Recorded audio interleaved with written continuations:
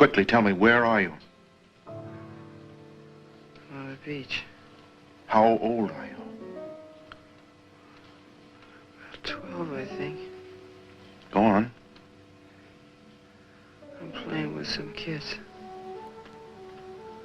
One of the older boys tries to take away one of our toys.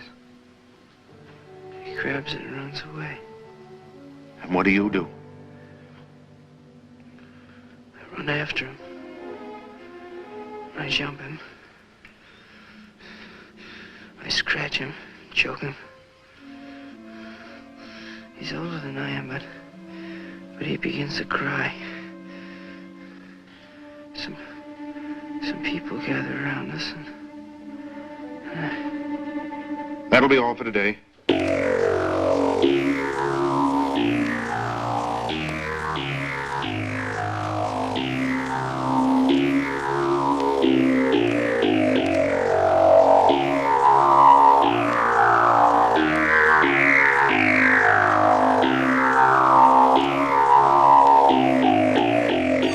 You are traveling to another dimension.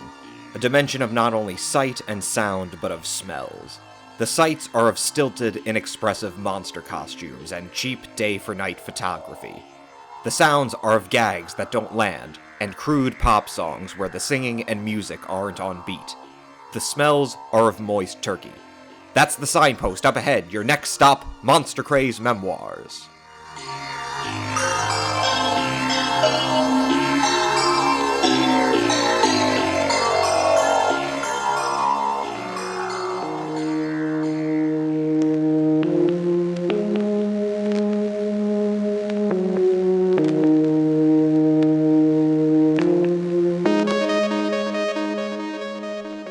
Consider, if you will, Ian Garcia, a 28-year-old of that millennial kind that might charitably be called a film aficionado, and more accurately, without charity, be called a geek.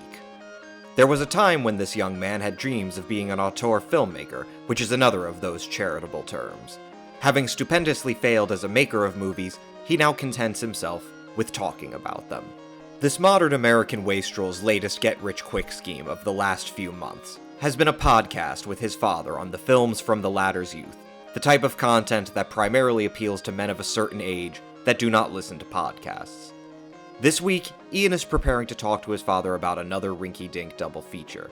The only problem is that his father is not actually present, and has indeed been committed to a Midwestern insane asylum for the past 2 months. But being one of those desperately failing products of his generation, the bounds of Ian's imagination far exceeds what is technically possible. Determined not to forsake his impossible dream, he is prepared to manifest his father, to will him into existence by some sheer force of navel-gazing fantasy. It is a spell that he believes he is casting over his listeners, but which he is actually casting over himself. A feat which is only possible when one is caught up in the stream of the monster craze.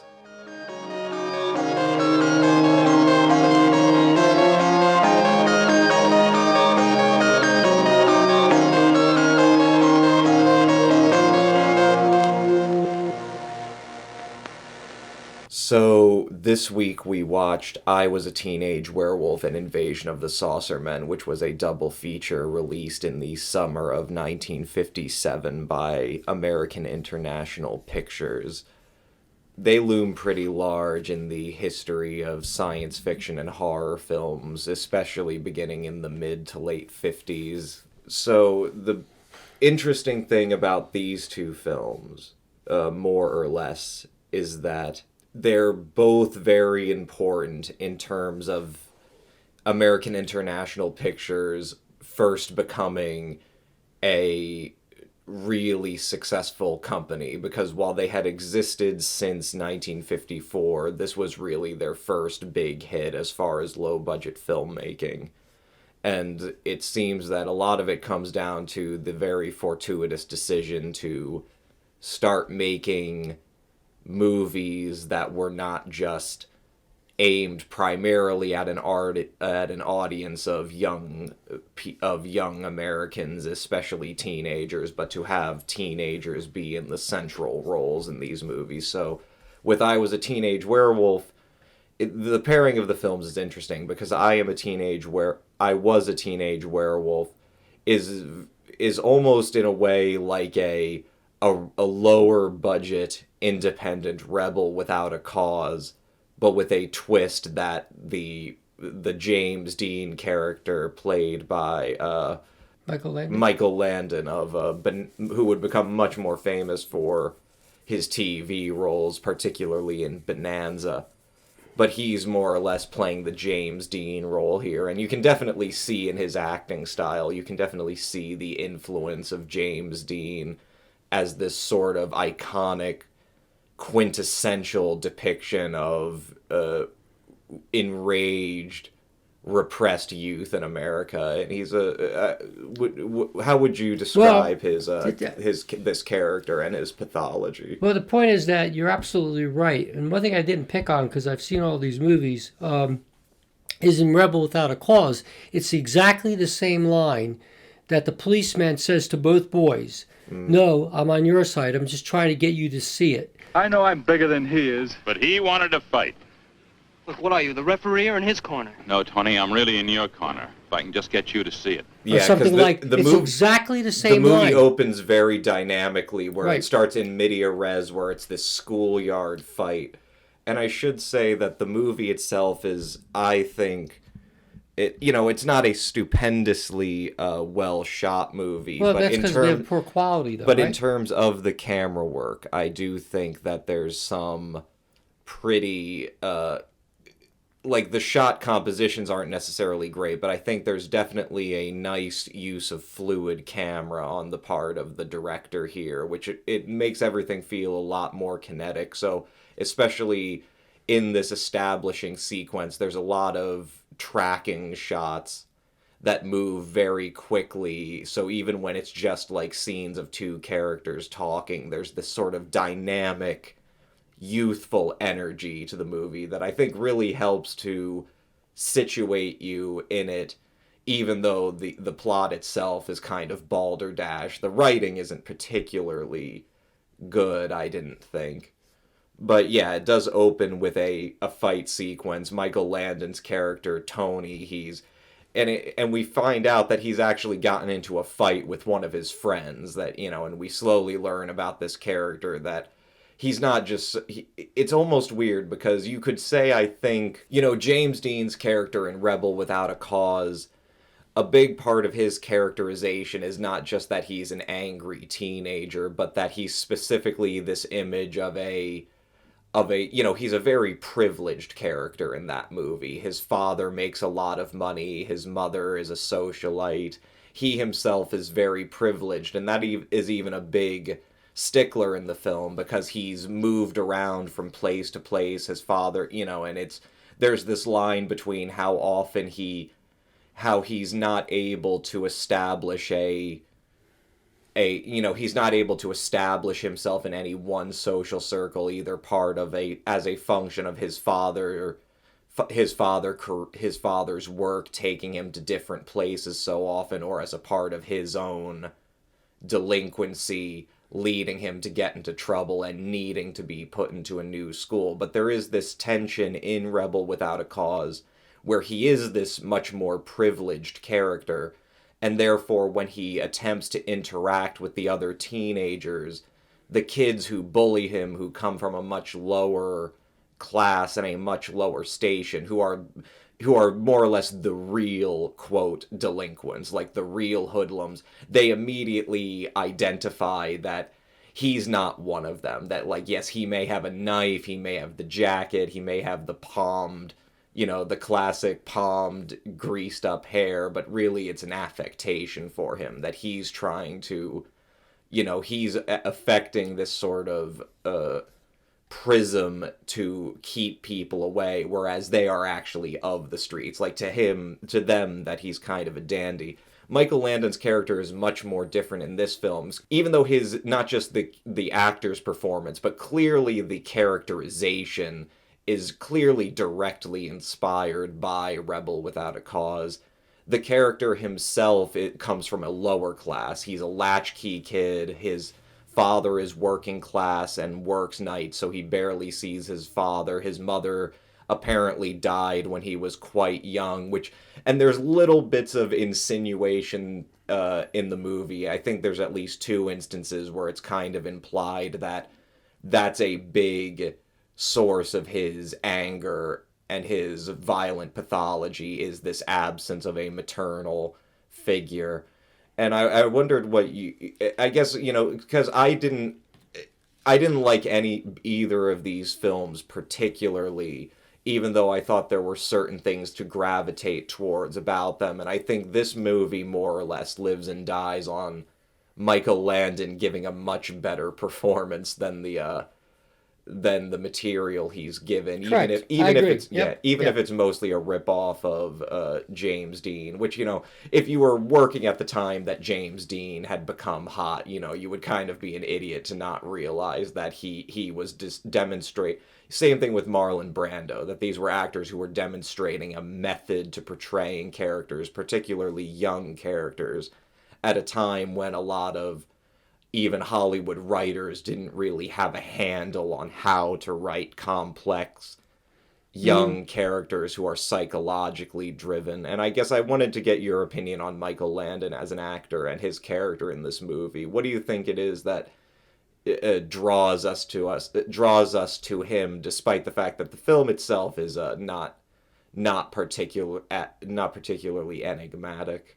He is his acting abilities bring life to the film, and I think he does his best to try to. I mean, it's not. It just so happens that his acting does bring out.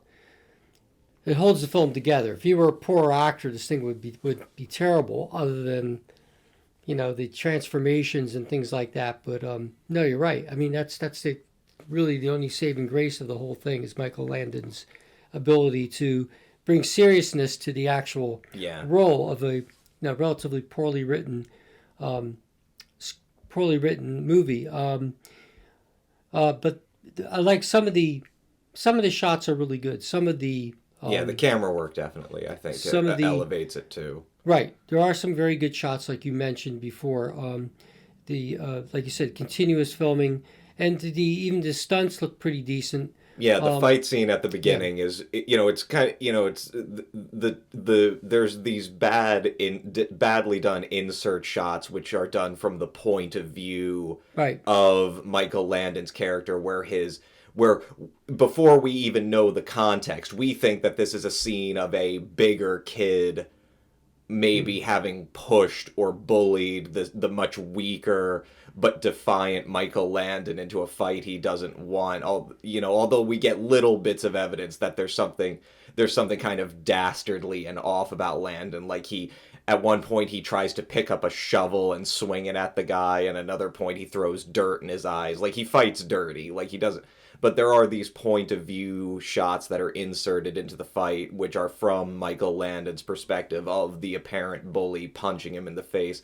I don't think those shots work particularly well, but when it does return to a point of view that is more from this crowd of teenagers that's around them, I think that it does look very vicious and chaotic, and I think it does a very good job of sort of ramping up tension in the story. And I think there's some. I think you're right that I think it's not just Michael Landon. The director of the film is a guy named Gene Fowler Jr. Most of his career in Hollywood and in commercial film was as an editor. He only directed a few films. I suppose the most prominent one that he directed was just a year later, he directed I Married a Monster from Outer Space for Fox. I haven't seen that one, but just the harumph you gave suggests to me I don't know. I don't think I've seen it. Yeah, we might cover Maybe that. I have, and it's so memorable I forgot it. Well, the types of movies that you do end up remembering are kind of a just above kind of a crapshoot. Yeah. But at any rate, as far as the sort of discrepancy between the seriousness between how the director and the performer approach the project versus what is clearly the very straightforwardly cynical impetus behind the project. Gene Fowler, he did not like the script particularly. He actually rewrote a considerable amount of it because it's particularly in terms of dialogue, because he was trying to make it a little less pretentious and a little bit more down to earth in terms of really defining these characters, which completely falls through once we get to the main thrust of the plot, which is where we introduce our veteran mad scientist villain actor Whit Bissell, who plays the Mad Doctor, who turns Tony into a teenage werewolf. Alfred, do you realize the possible consequences? I realize one thing, that at last, after years of searching, I found a suitable person for my experiment. His record at school, what the school principal told me, and what I learned from Detective Sergeant Donovan, gives him the proper, disturbed, emotional background I need. And with what I found out from the physical examination, this boy is my perfect subject. There were certain telltale marks on his body only I would recognize. But you know what might happen. Might? In science, one must be sure. Consider, if you will, American International Pictures. James H. Nicholson and Samuel Z. Arkoff originally formed American International Pictures as American Releasing Corporation on April 2nd, 1954. Nicholson had formerly been a sales manager for Real Art Pictures, Inc., a distribution company specializing in reissues of older pictures, primarily Universal Pictures' massive catalog of sound film from 1930 to 1946. Arkoff was an entertainment lawyer who had met Nicholson while representing a client interested in suing Nicholson and Real Art over perceived copyright infringement. ARC/AIP initially struggled to turn a profit on their films, but found great success upon more directly incorporating exhibitors, who often partially financed their productions, into the development process, as well as employing focus groups in order to engage directly with young Americans, quizzing them upon their interests, their favorite stars, and even story ideas. Combining Arkoff's business savvy with Nicholson's experience in advertisement, this process eventually led to AIP becoming the biggest distributor in American horror and sci-fi. Typically, the development of their films would begin with just a title, followed by quizzing exhibitors on its perceived marketability. They would then commission artwork and begin the development of an ad campaign, which was then used to drum up financing for the project. It was only then that the films were finally written and cast. Principal photography would typically last a week or two, with some being done in just a couple of days. Arkoff would eventually formalize the identifiable qualities for a successful B picture, or lower grade as might be demanded, that all of the company's projects must adhere to in some respect. An AIP picture should offer its audiences action-oriented stories plotted around beats of violence and sexual appeal. Moreover, these films should be fantastic, with bombastic performances and dynamic dialogue, regardless of whether or not it's logical or consistent in terms of characterization. And increasingly into the 1960s, there should also be a transgressive element to the films, exploiting some novel, controversial theme or subject, especially as regards its target demographic of American baby boomers. This strategy was further formalized by what became known in the company's publicity department, headed by Albert Callis from 1955 through 1973, as the Peter Pan syndrome. A younger child will watch anything an older child will watch. B, but an older child will not watch anything a younger child will watch. C, and a girl will watch anything a boy will watch. D, but a boy will not watch anything a girl will watch. E, and therefore, to catch your greatest audience, your target should be the 19-year-old male. During the mid to late 50s, with rock and roll entering the mainstream and teenage youth culture becoming an increasing subject for both social concern and market exploitation, independent regional exploitation film producers began creating films dealing with topics such as juvenile delinquency, music, teenage love and sexuality, starring teenage characters. AIP produced and distributed a series of horror and science fiction films that featured teenage characters as protagonists, alongside their typical dramatic and thriller subjects, all in 1957. These were Blood of Dracula, I Was a Teenage Werewolf, I Was a Teenage Frankenstein, and Invasion of the Saucermen. It's the thing that, I Was a Teenage Werewolf in particular seems to be a movie that is iconic solely because of the title. There's all this apocrypha and this legend about, the sorts of makings of these movies, but you can instantly understand how anybody who comes up with the idea, just the title, I Was a Teenage Werewolf. Great. You don't even need the script. We approve the film project. That's a fantastic title. And even contemporary critics of the time, whether it was in the trades before the film was finished or in film reviews after it was finished, they noted this, that, the best thing about this movie is the title. This movie is definitely going to make tons of monies just based on the title alone. A bunch of kids would go flock to see it. Teenagers, yeah, sure. And so that's the situation you're in here. That's, what Gene Fowler is essentially hired to do, is to try to lend some technical finesse and dramatic credibility to something that was never conceived of as being anything more than as an efficient way of getting as many puerile teenagers to see the movie as possible.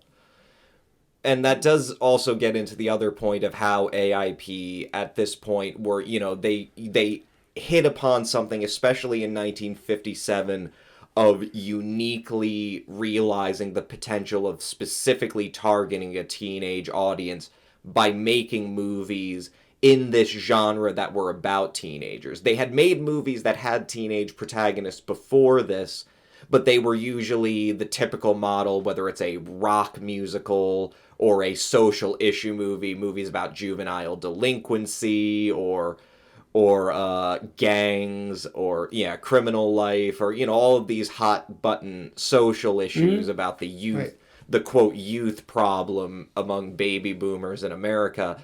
And they had struggled to sort of establish themselves financially because of it. But then the real genius realization came in making a movie that is not just a science fiction or a horror movie that's specifically targeted towards teenagers, but putting teenage characters front and center on the screen as being the perspective through which the film is shown. Is everything all right, Tony? Sure it is.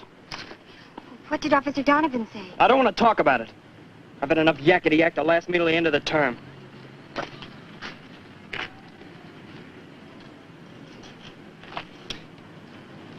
Look, I'm sorry, Arlene.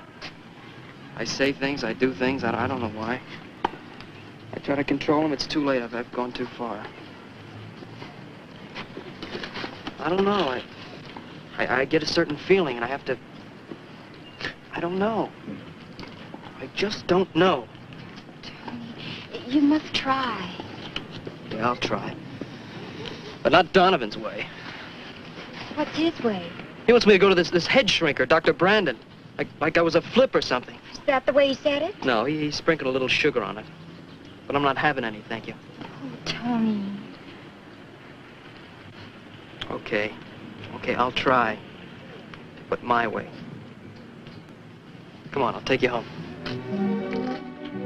They, as cynical as they were, these movies were very significant in sort of establishing the possibilities of what would eventually become the teen movie. Movies that are all about the kind of mythology and the specific market potential of teenagers.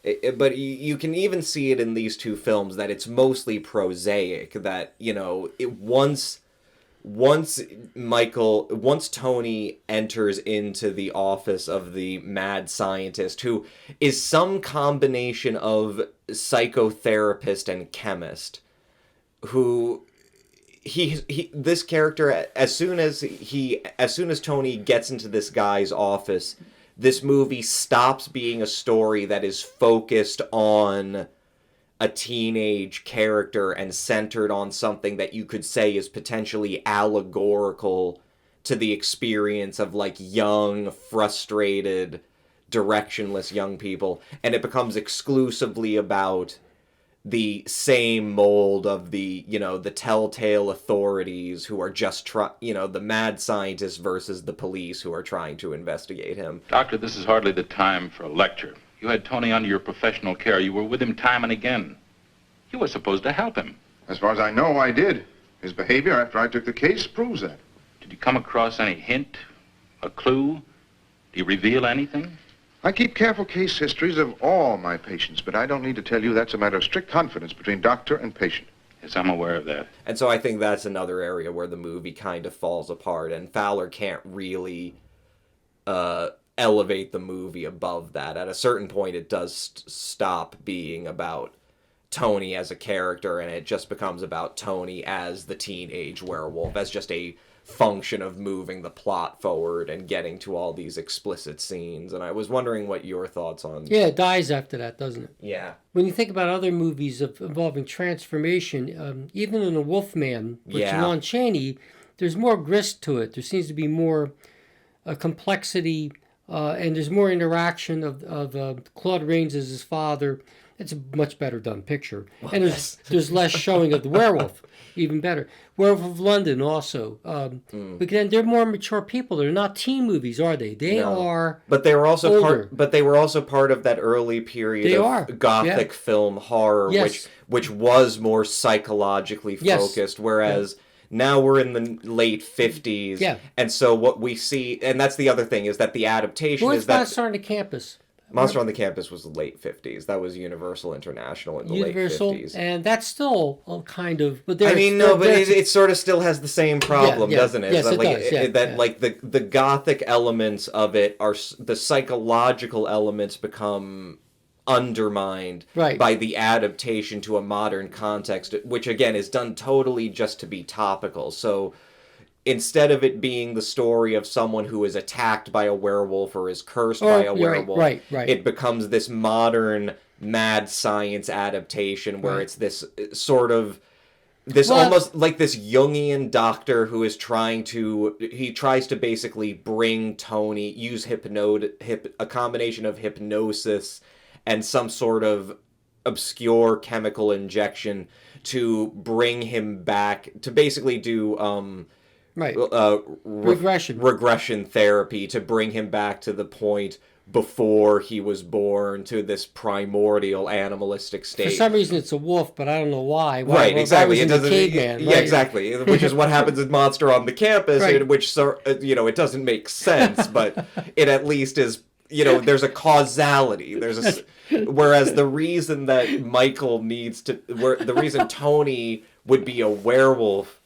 It doesn't scan. No. It's like, why of all things? Like, he could just be Tony, but he could be just this primal psychotic killer who's motivated by all these drives and these archaic things.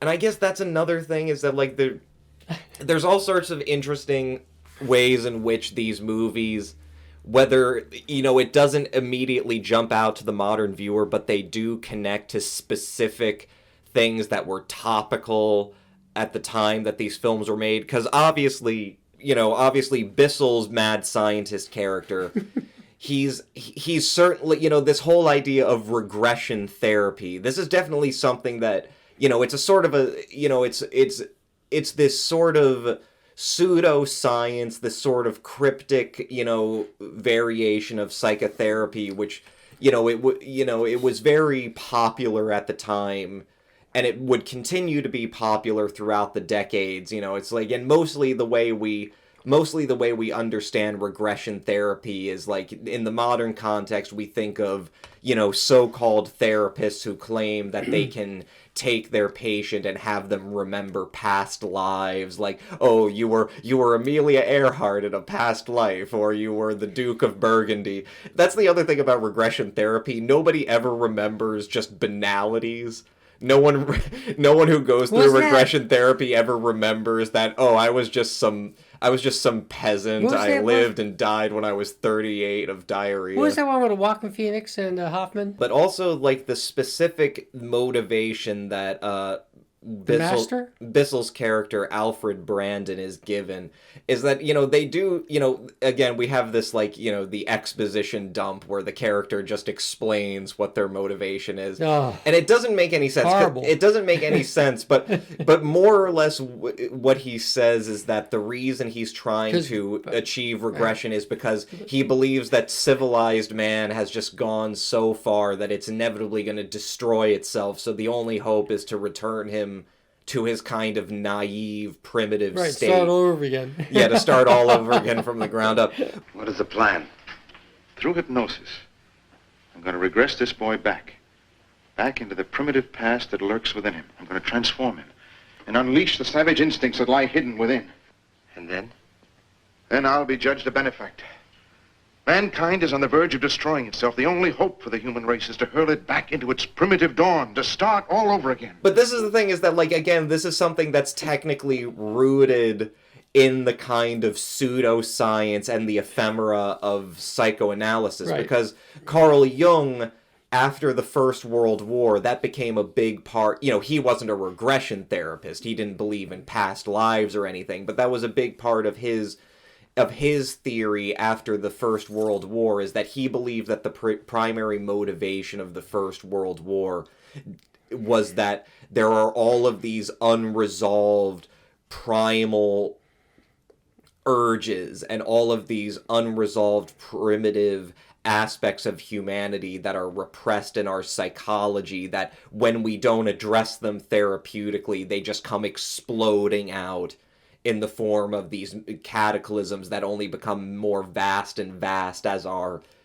technological reach, outstrips our physical grasp. And it's so all of these things, again, these are interesting things that sort of leap out at you that are definitely informing the kind of weird, almost like, cultural commentary of the movie. Because even if Gene Fowler, he can't elevate the movie above this stupid mad scientist premise and the motivations behind it. Well, there's only so much you can do with this. Well, yeah, there's only so much you can do besides try to make some of the violent scenes more effective. But I think there is something to be said about how the film functions anyway, as kind of a satire of psychotherapy, because like the whole thing is that when the cop tells him about, that's the other thing, it's the authority figure who tells him about this psychotherapist who's this great guy who's going to be able to help you get over, like, that's the other thing. Tony doesn't just have anger issues. He clearly has a very problematic borderline antisocial personality. Like, he's not totally a narcissist. He's not totally a sociopath. But the way, it's like the way he describes things, like, that he just does things that he can't, that as far as he's concerned, he can't control. And then immediately after, it becomes this cycle of self-hatred. He hates himself.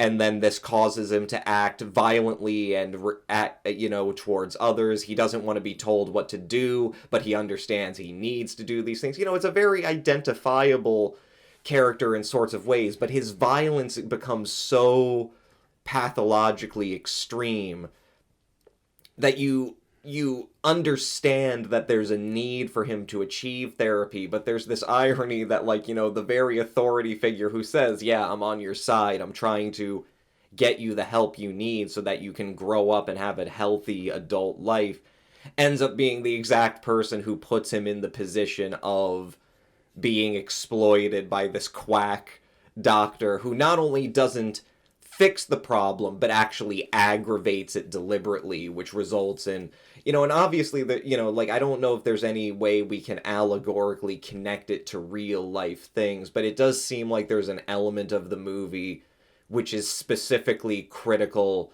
of the idea of using, this kind of effete modern psychotherapy to try to improve, what in the film is, I think they refer to it as like troubled kids or something to that effect. This idea of trying to use psychology to just talk away the problems of these kids rather than...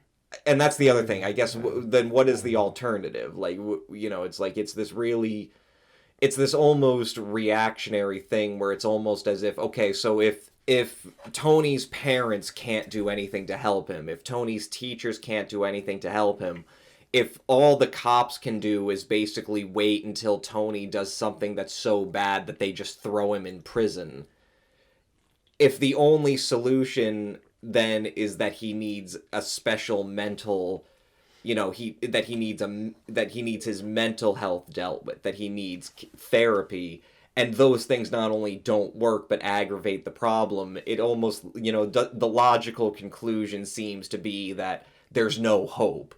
That ultimately, that there are just some people, some kids whose pathology is so innate, and the I don't know if that's bad at all. I think but that's not true. This guy had ulterior motives. The psychiatrist, if he's a real psychiatrist, he would have helped him.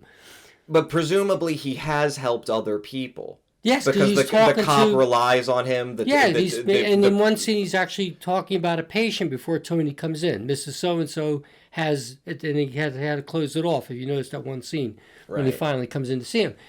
But the point is, he doesn't do it for Tony, so what's the difference? The idea is that he doesn't want to help Tony. He wants, if anything, he wants to make the situation worse. He doesn't want, that's the thing, he doesn't want to make the situation worse for Tony. That's what happens. His whole motivation is that, well, number one, he does have a selfish motivation of being able to prove that you can regress. No, he doesn't want to help him. He says, what's one life for all the advance that we'll see in this? Right, but in his psychotic mind, this is all part of a longer game plan to bring all humanity back to its primitive state so that we are no longer an existential threat to ourselves. Right, and he would have been locked up and put away along with his partner. Exactly. It's like, and this is the thing, is that like, and that's the thing, is that, yes, he's psychopathic, but ultimately his psychopathy comes from a place, and I think that's where the cultural commentary of the movie, whether it's intentional or not, comes in, is that it comes from a place of equivocating one's desire to save humanity with the ability to basically just allow people to fall through the cracks. And that's, it's like, and that's the other weird thing, is that there's this one, the only other really dynamic scene in the movie is one where Tony, he's just gotten out of the principal's office, not because he's in trouble, but precisely because his principal is saying, not only is your therapist telling me you're doing well, but I have observed that you are doing better. Your grades are about the same, but then your grades were always high. However, your conduct is very much improved. Tony, you're coming along just fine. Thanks, I'm glad. And as a reward, I want you to know that if you continue this way, you'll earn an honor certificate. Yes, Tony? I'll recommend you to the state college. Your grades will be high and your deportment will match. This means so much to me, Miss Ferguson. So far, every pupil I've recommended has reflected great credit on Rockdale High, and I know you will. So keep it up till graduation. Then you'll be off to your real career. Thanks a lot. I always knew that if somehow we could just break through to you, I mean really get inside of you, you'd be a credit to your father and to your school. So this is, again, these are little things that are interpolated throughout the story that aren't demonstrated well enough because the film isn't long enough, it's not focused enough on Tony, but clearly the implication is, no, the therapy is working. Tony is doing better. He's getting along better with his peers. He's more regressed in a point where, what's wrong with you, Tony? You're not yourself anymore. So, but it's his friends who say that's right, because they realized. But that to the adults, it looks like he's conforming. Right, exactly. To the adults, it's exactly. So now he looks like he's at the level of a well-behaved, just individual. Which is basically they just gave him a lot of Ritalin. He had a attention deficit disorder that was so extreme that it frequently caused violent outbursts, and they just doped him up. But now he's so doped up that he doesn't know who he is anymore. Right, exactly. And nobody and so he's like a pod person. Like all his friends are like, "Yo, you've changed, man. I mean, sure, you were literally trying to kill me with a shovel last week, but like at least you were you." And that's the thing, is that like, But it wasn't a big shovel. It was a pretty big shovel. I'm going to include that shot in the show notes just so we can see how big the shovel is. Like, Tony could have literally, like, clobbered this kid to death. Sliced him, yeah. But there's this one other really well done scene in the movie, and it's where, again, Tony just gets out of the principal's office, and he's just walking down the corridor, and he sees this character who is the girlfriend of his best friend, who is the guy he got into the fight with at the beginning of the movie. It's the girlfriend named Teresa, who's played by Playboy Playmate of the Month Dawn Richards. That's the other thing, is that, like, Michael Landon does an okay job, and so does his girlfriend Yvonne Lime. They do a pretty good job of disappearing into the roles of teenagers. Every other teenager in this movie looks like they're 30 to 40 years old, and Dawn Richards is clearly not a teenager. But, she's doing this gymnastics routine. She's practicing in the gymnasium. And then it's very weird. And it's like, again, I think this is the one scene in the film that has become so iconic because it's the only one that's really well done, where Tony is just drawn in almost hypnotically. Like, he doesn't even seem to have, like, a sexual...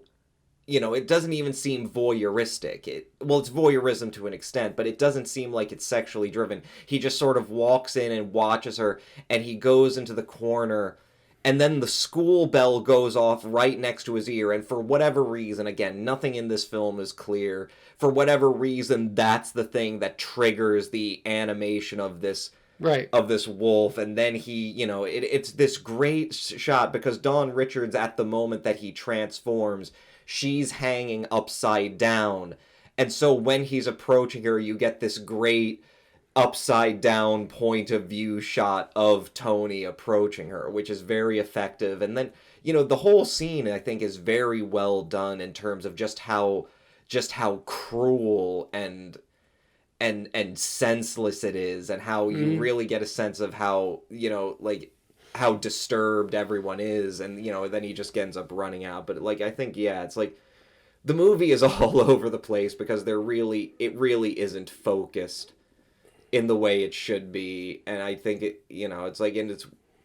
it's weird because Teenage Werewolves kept coming up again. Because it wasn't just the title. It seems like the concept of a teenage werewolf. I mean, it was enough that, Michael J. Fox in 1985, one of his big star-making hits was Teen Wolf, which is obviously a much more, the irony being that it's not as violent a film. No. It's much more of an out-and-out comedy, but it's much more focused on sort of teen life. It has that whole John Hughes-esque focus on sort of teenage melancholy and, my changing body and not knowing what to do. And of course, Twilight Teenage Werewolves have come up again. I just think it's interesting because we were saying before that technically there's no reason why Tony's pathology needs to manifest as a werewolf. But there does seem to be something about the werewolf which is a kind of has become such an iconic go-to symbol of repressed emotion, and specifically repressed anger and a repressed desire to kind of revert and be antisocial. And I wonder what maybe your thoughts were on that, just in terms. I don't know. And maybe just I think it's right. Those kinds of exactly. The wolf man or the werewolf is that, right? It's the worst qualities. It just represents the it itself coming out to a point. Yeah. I agree. Yeah, it's amazing how many some of these people are really famous. Like Guy Williams, who played one of like I mentioned before. I couldn't believe I forgot that he was actually in it. Guy Williams went on to play Zorro, a TV series which lasted. Who was he again? Was he one of the detectives? Yes. Or? Yeah. Yeah. The tall dog. Oh yeah. He's in the scene where he's in the exposition dump where what's his name? It's the Carpathian guy, or the guy who, right, the Carpathian. foreigner. Right. Right. Who's there to Pepe the janitor. Pepe the janitor. Who explains the entire thing about how it's a werewolf and something. Right, because he's from Carpathia, right? But yeah, the other guy is, what's his name? Guy Williams. Guy Williams, yeah. So was he TV Zorro? TV Zorro, yeah. Yeah, a lot of the like again, a lot of Many these years. low budget actors end up being sort of TV character actors. A lot of them. His father, Malcolm Attenborough, he was in a lot of TV shows. A lot. He played judges. You've seen him all over the place. Of course, when we were watching, when television programs were more, wholesome and plentiful. Lots of westerns. Yeah. Stories about do-gooders. Yeah. I was saying. So the ending is kind of, summarily ends without. Yeah, it's and really the bullshit terrible moral. It becomes about right. the whistles. Exactly. It's like, I remember. Yeah, I booed at that part, and I had to boo. That's terrible. That was the writing's terrible. The absolute wrong lesson to be extrapolated from this movie. There's no other way out. Nothing else we could do.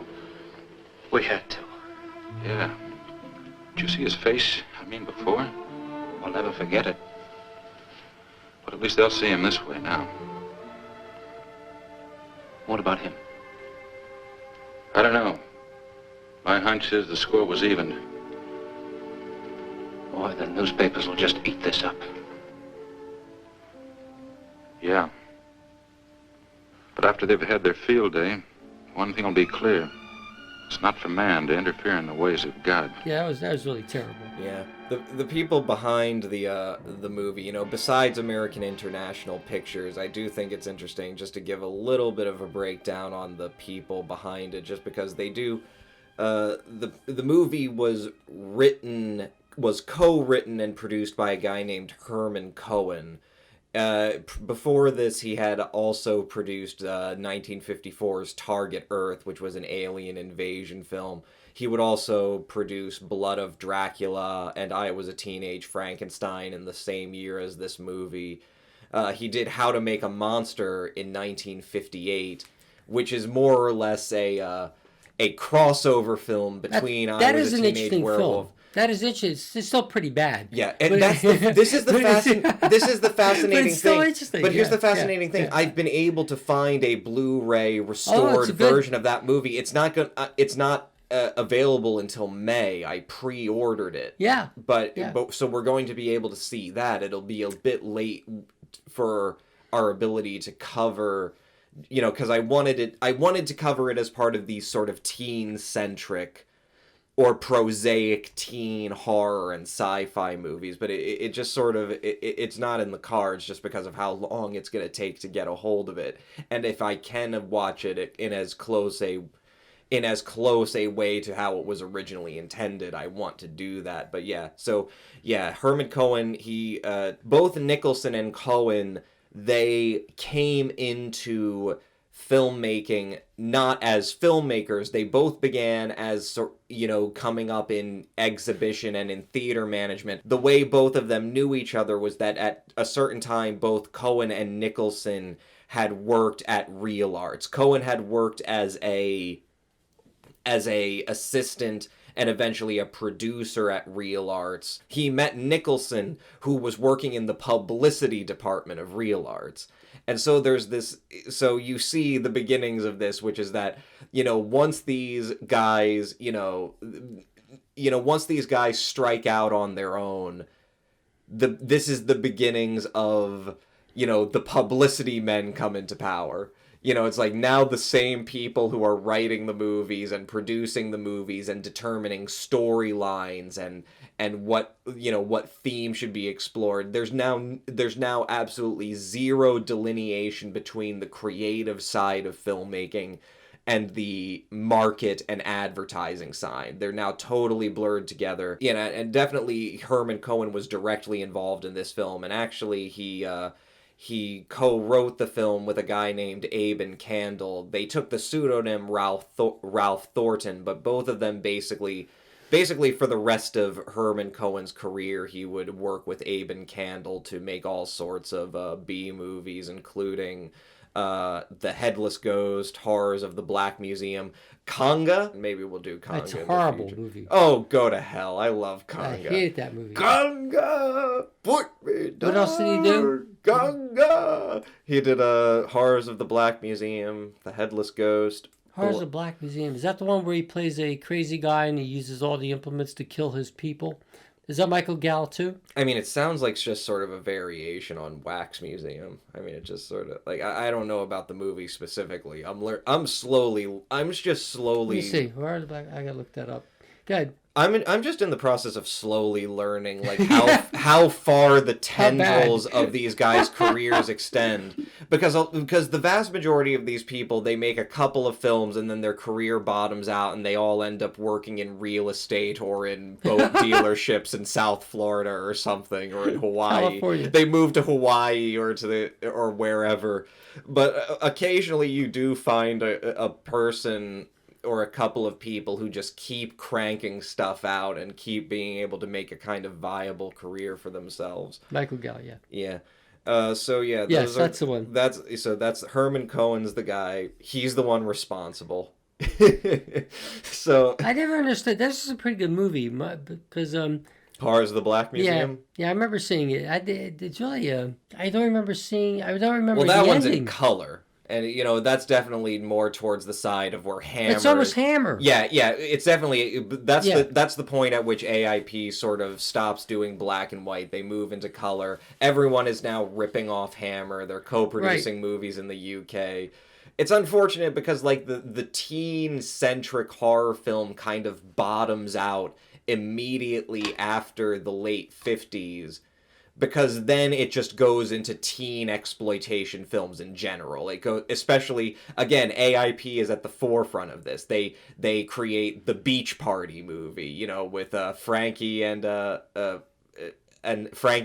in Beach Party. They have a whole franchise of just movies about teenagers partying on the beach. Then that cycle ends and they go into biker movies, and then that cycle ends and they go into just...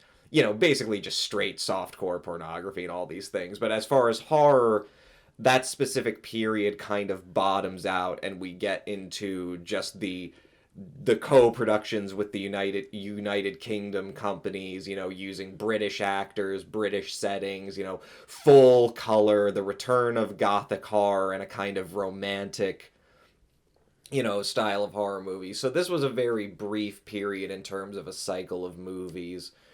But I think it is fortuitous to focus on it. We've already seen one example of it, which was The Blob, which came after these movies in 1958. And I think we both agree is a much better example of the teen-centric horror and sci-fi movie. One that shows like an actual express interest in telling the story from the point of view of its troubled teenage characters and doesn't just sort of deviate into a bunch of expository nonsense.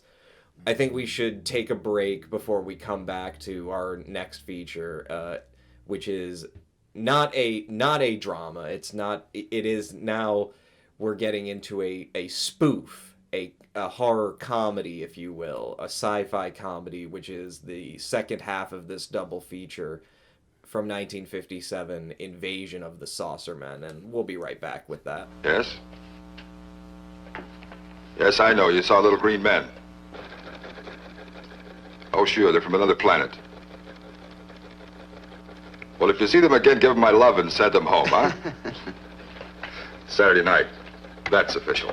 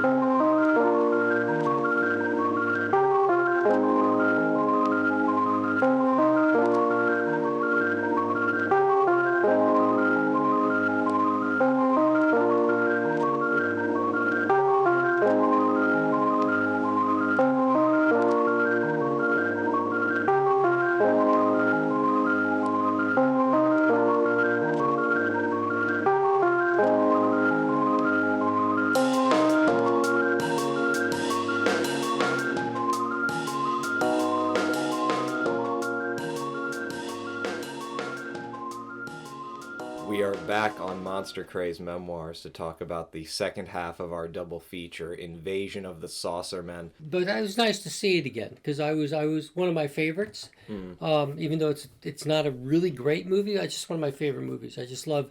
I guess I like some of the acting in it. I like Frank Gorshin's character. He's a very good actor. Yeah. Probably had a start here and then moved on to many films.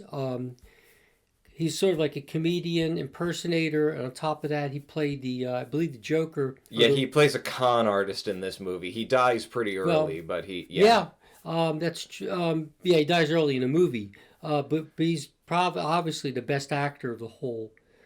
Whole sequence. I think. Yeah, I think it's a hard choice between Frank Gorshin as the best actor in this movie versus who I think. Tierney, what's his name? Turnell, the kid, the main actor. Terrell, Stephen Terrell. Yeah. I think he does a pretty good job. He does good. He does good, but he's not as good as Gorshin. No, he's not. There's no comparison really. But don't remember, these are young guys at this time. So, but he goes on to do remarkable films. The Great Imposter. He plays such those kinds of characters he's really good at. And some of his better films, I remember him. Also, he transitioned into television pretty nicely, like playing the Joker on the campy Batman. Yeah, great show. Absolutely great show. Very and campy. Great movie, too. Frank Gorshin, of course, did not play the Joker in the Batman TV series. He played the Riddler. So, minor correction there.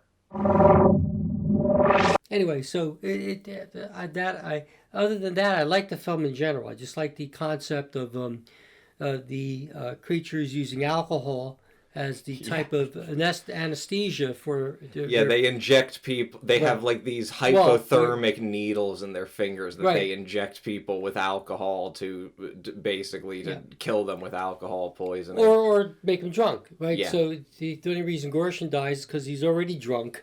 So he was put over the limit. Like the guy said, he had blood alcohol that...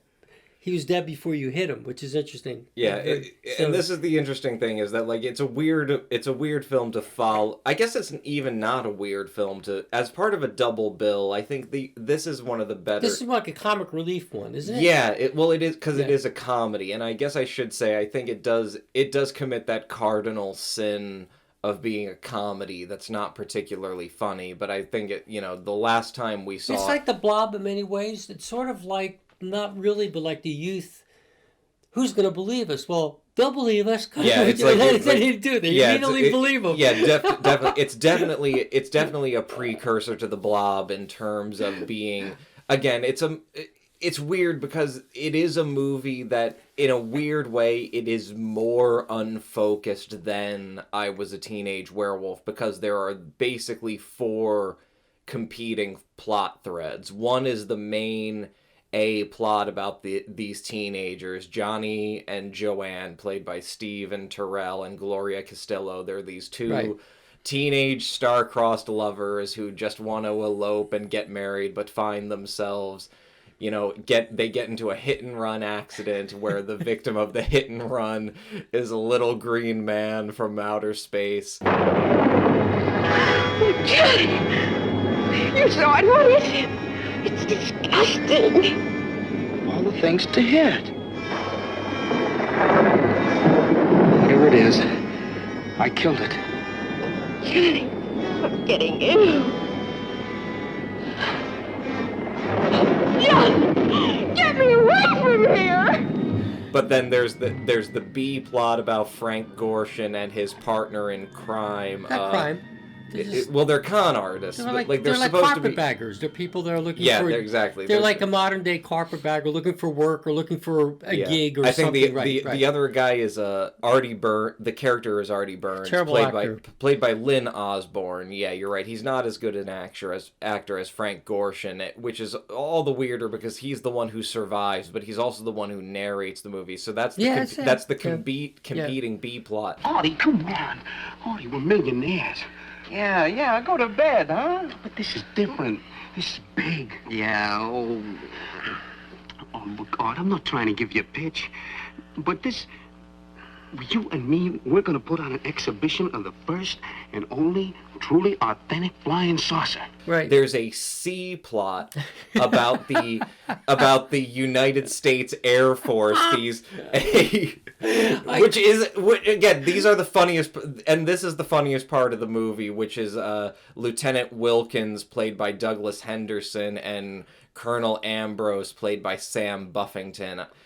Is Lieutenant lower? Yeah, Lieutenant's lower than Colonel, right? Because I'm trying to just connect to the actors because I'm not as familiar with them as you are. I think Lieutenant is lower than Colonel, and so that's Douglas Henderson being the sort of basically these Lieutenant's two, lower than Colonel, yes, by a long shot. So there's the C plot about the United States Air Force that actually discovers the flying saucer and is trying to break into it so that they can, I don't know, to do whatever. But those are the funniest scenes of the movies. Come on, you will not be harmed.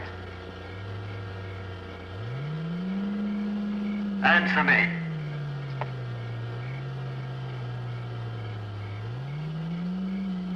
Can you hear me, spaceship? Answer me.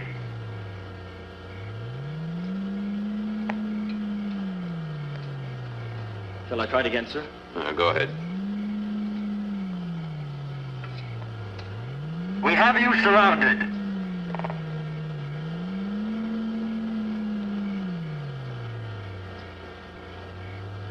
I don't believe anybody's in that thing. And then there's finally the D plot about Farmer Larkin, played by Raymond Hatton, who's basically he's not too bad either. He's basically just this stereotypical old farmer who just wants to get these kids off my damn property. You know, because that's the other thing, is that's what connects it all, is that there's this, that all the kids go to Lover's Point to drink beer and make out in their cars, and Farmer Larkin is very disturbed because he just wants to get them off his property because they have a tendency of giving his prized bull alcohol and giving it the blind staggers, as one of the kids says.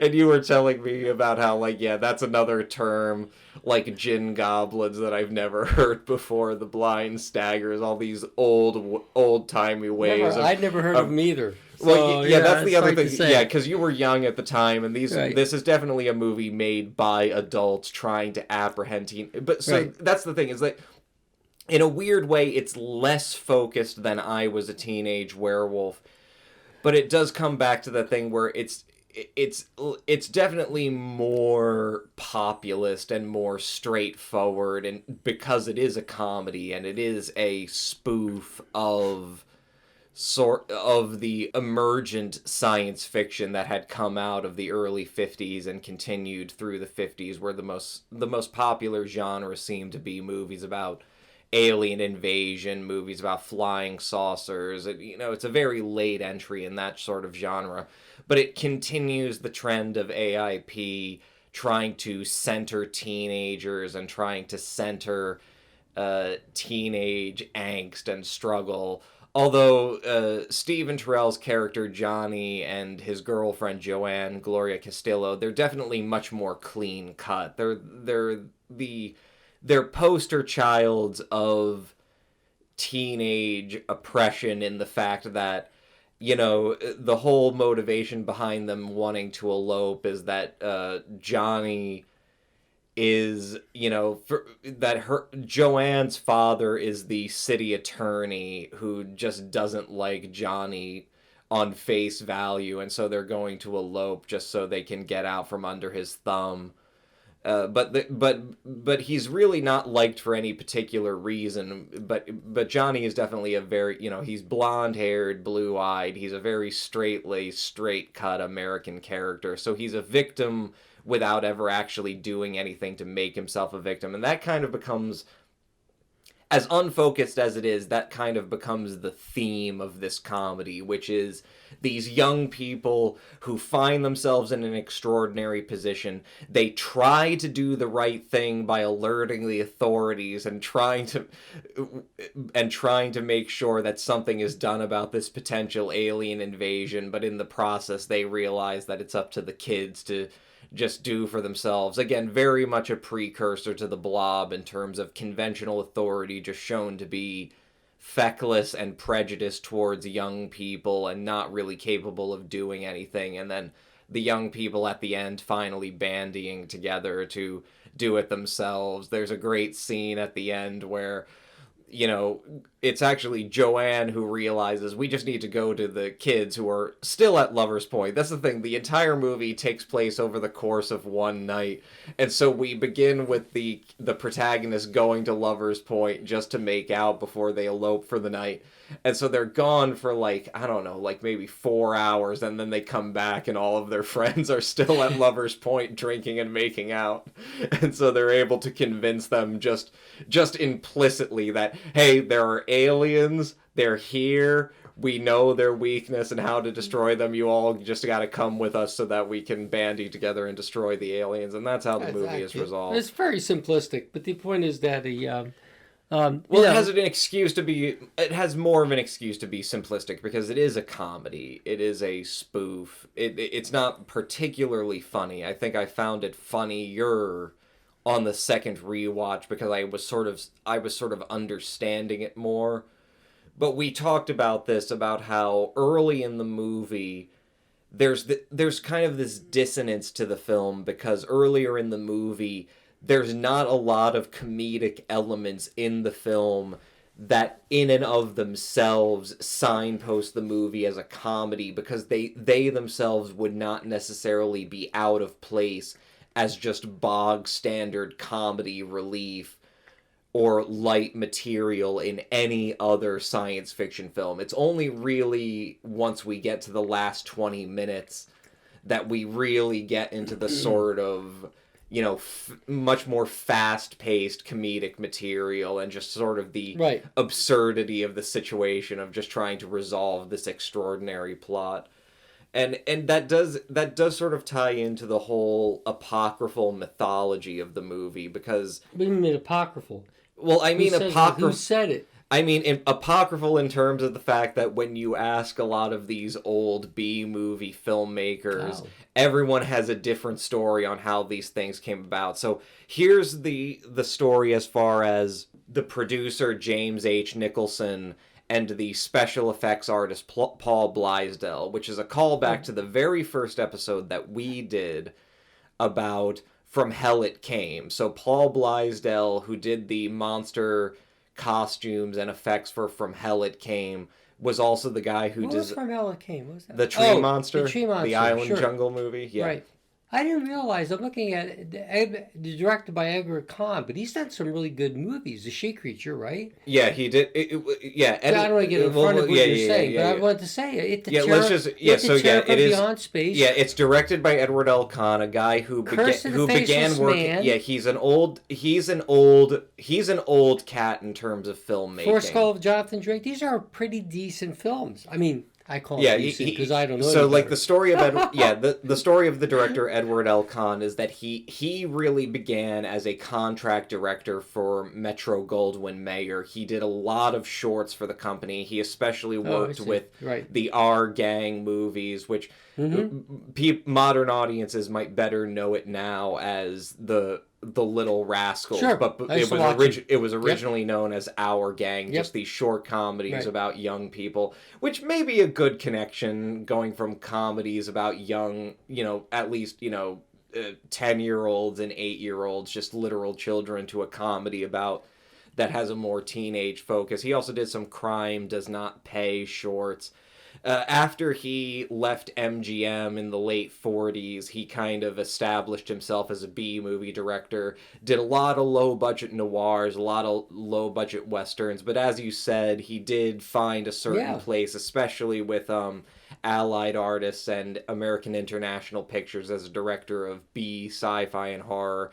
They include Creature with the Atom Brain, directed and written by Kurt Siodmak, who also did the novel version of Donovan's Brain, The She-Creature, Zombies of Moritau, Voodoo Woman, which I have seen, which is also pretty good, It the Terror from Beyond Space, Curse of the Faceless Man, Invisible Invaders, and The Four Skulls of Jonathan Drake, which I do know is another personal favorite of yours. But yeah, as far as the story behind the production of this film, because there's this sort of apocrypha, this competing apocrypha of how this movie, which was supposed to be a story about flying, a low-budget movie about a flying saucer that comes to Earth and a bunch of teenagers rallying around to stop an invasion. There's competing stories. One comes from Paul Blaisdell and the studio executive of American International Pictures and the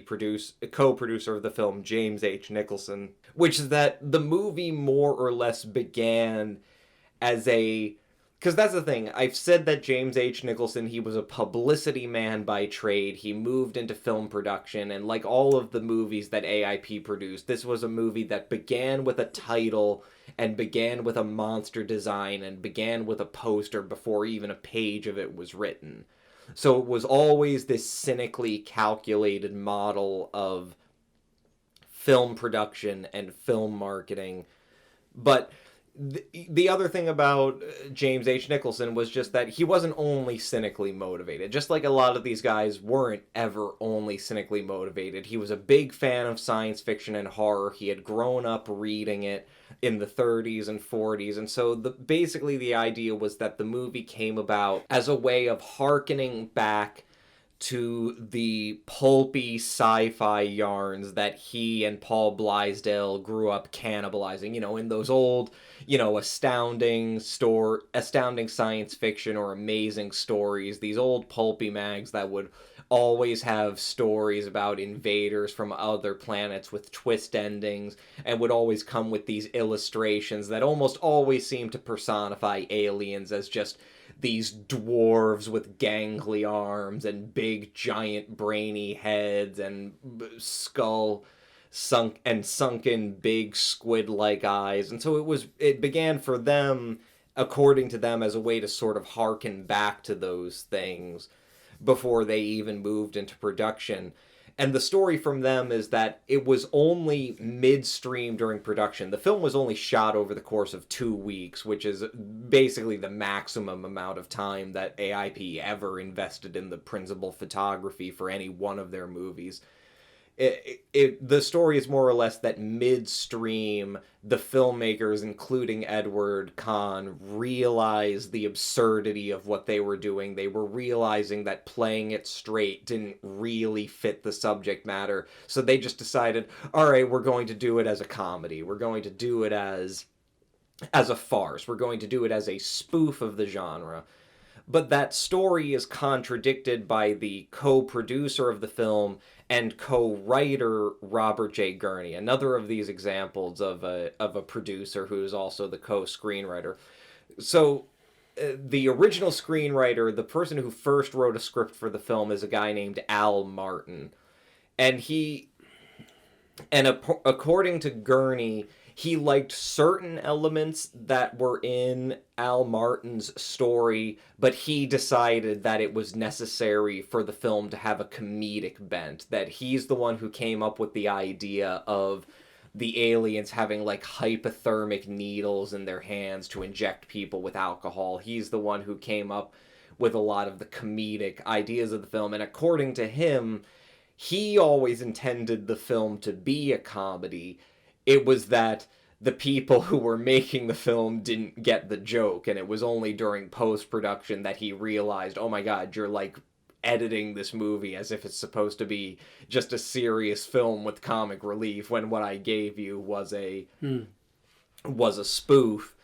I think there's reason to believe that both stories have a little bit of truth to them, and I think that's the reason the movie does have the dissonance that it does, where it does seem like before the last act of the movie, the actual comedic relief really is much farther between than anything being an out-and-out comedy, and it seems like a lot of comedic elements of it were added in post-production, which you can see in terms of, again, the narration provided by Lynn Osborne's con artist character, where the entire premise of him narrating the story of, because he's Frank Gorshin's partner, who is, the only one that Johnny and Joanne can go to who will believe them that there are little green men from outer space who are all up to such nefarious doings. And so I think there's reason to believe both aspects of the sort of apocrypha of the film, which all sort of boils down to the point that, like, it's not a particularly successful comedy, I think. Like, I think it's a little bit trite. I think it's a little bit... Oh, yeah. Like, I think it's weird because I think the movie might have been funnier if they had played it straighter. And again, it's the same thing of it being a precursor to The Blob, where there are some wonderfully funny elements of The Blob. Right. But what makes the comedy elements work is that so much is invested in the dramatic integrity of the movie, of making sure that the teenage characters are realistically written, that the authority figures are not just one-dimensional cartoons. It becomes a funnier movie because it has that tongue-in-cheek quality. Well, it's not... But yeah, that's because you have a better contrast, right? Here it's so poorly done, like you said, that it's more of a mess. So the comic relief isn't really... It's hacky comedy. Yeah, it's and it's just because, like you just said, there's no real comic relief. If anything, the military appear to be the funniest parts of the whole film. It reminds me of Rip Torn's line in The Men in Black, where he says, "Gentlemen, congratulations. You have everything we come to expect with a lifetime of government training." And which the joke is that, like, you're exactly what we don't want for this job. They're the ones that... just come and take an eye test. And then Will Smith is the guy they pick. But it's like that. Like, the guy says, "Hey, tell me this, Colonel, isn't it... Don't you think that there are military all over the place doing the same thing we're doing, just keeping it on..." Yeah. And the guy goes, Yeah, exactly. There's this... And that's the other thing. It's the same thing with I Was a Teenage Werewolf, where... part of the exploitable aspect of the movie is that it is more or less focused on teenage characters and this sort of esoteric idea of teenagers just not being trusted by adults, not being trusted by conventional authority, and needing to band together in order to stop a problem. But there's the other exploitable element, which, I've gone over before in previous episodes, which is this idea of this thing that comes out of the craze and the hysteria in the United States about UFO sightings and about the idea of close encounters with aliens, which is the conspiracy theory that the government and particularly the military are directly involved in covering up alien invasions. I believe it. I mean, do you believe it to a certain extent? Of course the government covers up stuff. I don't think there's any invasions from aliens. That's the thing. And I think that's the thing. Well, the government understands that climate change is of all the things that affect military, it's climate change, that the wars will erupt, but they don't say anything about it. Right. There's an example of a cover-up where the military should be forward and say, you know what, we got to do something about the climate because that's how wars... I mean, it's like that. Yeah, so if they're covering... So it's perfectly reasonable to expect them to cover up stuff. Yeah, and this... Close Encounters really does it well, I think, right? Yeah. I mean, and that's the thing, is at this point in the 50s, this was basically... It's weird because this was basically the only way you could critique the military at this point in the 50s, is that... there's no way of critiquing the larger ideological product of America being this globe-bestriding military and economic colossus that is engaging in proxy wars and supporting militias and civil wars all over the global south and in Southeast Asia and all over the place. But there is this sort of prosaic understanding that comes from the UFO and the flying saucer hysteria, which is that regardless of whether or not there are actually aliens visiting the planet, it would obviously be in the express interests of the American military and the American government to cover up these things. I'm going to caution you about one thing. Yes, sir. I know that in civilian life you were a publicity man. What are you getting at, sir? Just this. Our job is to prevent a possible nationwide panic by keeping the information from the public. I think our public information officer is about the last thing we need right now. I didn't request this assignment, sir. I know that. Yes, sir.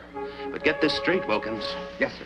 If you let one word of this leak out to your old cronies, I'll have you court-martialed and shot. So that's the thing, is that, like, you know, in a weird way, Invasion of the Saucermen, it really does portray the American military, who never come off the best in these sorts of movies at the time. Military people never come off the best in movies of these times, but it definitely does portray them basically as, like, Keystone Cops style, but like, in them, rubes, they do come off good, right? More or less. I mean, they're effective, but that's the thing, is that, like, I think they're not covering up stuff. They're not covering it up. They're trying to figure out why. So yeah, like, I think the most the military can ever do in B movies of this kind is be effective at putting down a threat, or at least retaining it just for enough time before we come to the obvious conclusion, which is that, oh right, the thing that actually created the giant bugs is still around. Well, what created the giant bugs? Oh, the military-industrial complex, testing thermonuclear weapons. Oh, so as long as the military... So, again, it's like that problem of America is like alcohol. It's the cause of and solution to all of life's problems, you know? So, the plot of the movie, Joan and Johnny are about to... You know they use dwarfs? Do you see that? I did know they used dwarves. That's amazing. There are only 4 of them. Right. Well, which became a real problem because because the movie is called That's the other thing. The movie is called Invasion of the Saucermen, but they came out of a saucer. They did come out of a saucer, but it's not really an invasion, is it? Because there doesn't seem to be any plan as to what the aliens what the hell are they doing there? Exactly. That's the thing, is that, like... I mean, it's like they crashed. They just landed. Yeah. It's like, but that's the thing. It's a movie, like, again, it's a movie that was... The title and the poster was created before even a frame of it was shot or a line of dialogue written.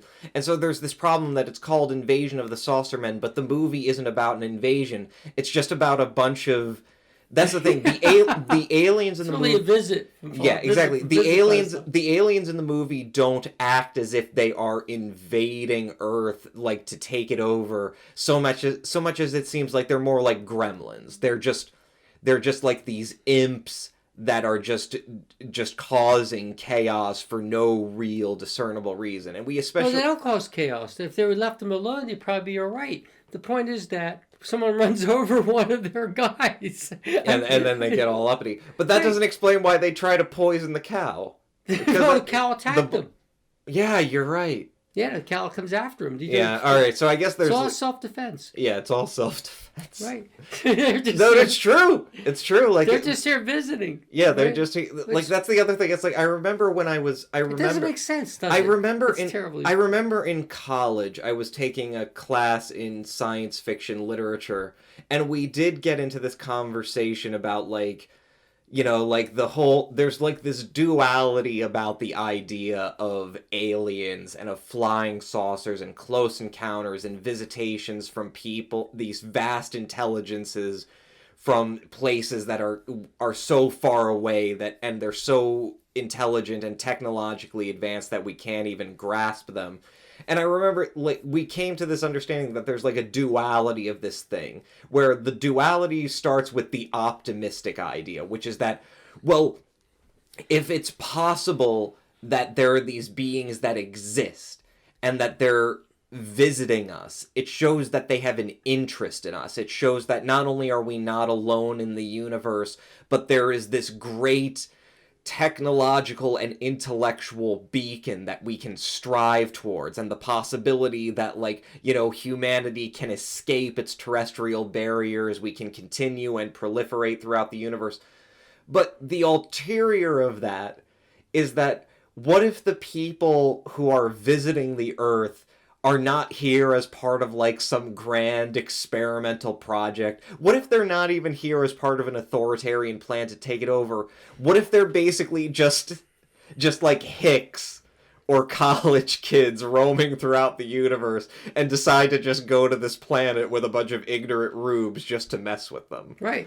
And I think that's you know, like, obviously the movie it began with a title first and foremost, and the story was kind of a formality, but it is technically adapted from a short story published in 1955 by an author called Paul W. Fairman. The story is called The Cosmic Frame, and the story and basically that is a much more straightforward, it's a black comic morality tale, and it has a twist ending. It's a very classic sort of pulpy sci-fi yarn. In that story, the protagonist is not a teenager. It's an adult named Sam Carter, whose son, Johnny, calls him up in the middle of the night after staying out late with his girlfriend, Joan. He's joined by Joan's father, Lee Hayden. They make their way up a rural road where Johnny has crashed his father's borrowed Packard into an alien that's now dead. Sam and Johnny want to contact the authorities immediately and warn the public about a potential invasion, but Lee convinces them that they should instead attempt to capitalize upon the creature. They bring the body back to Sam's house and keep it in an emptied-out basement freezer. Later that evening, Sam and Johnny are awoken by the sound of intruders in the basement. They call up Lee Hayden, and together the three of them discover 6 more aliens carrying their deceased comrade out of the house.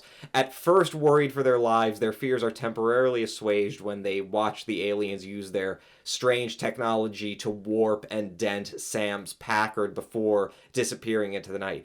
However, a pair of state troopers arrive soon after, and the trio realizes that the aliens have in fact killed the local farmer, Frank Williams, and placed his body in order to frame the 3 men for his death.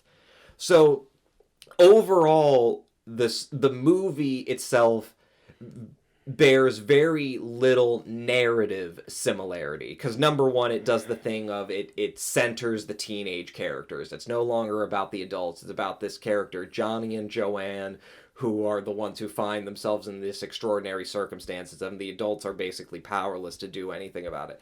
But you already see, like, little details that are just taken straight from the short story and put into this film. So it's like, yeah, but you expect number that. one, the initial concept that Nicholson and Blaisdell were interested in, the idea of just doing a story about these classical little green men that they identified in their childhood.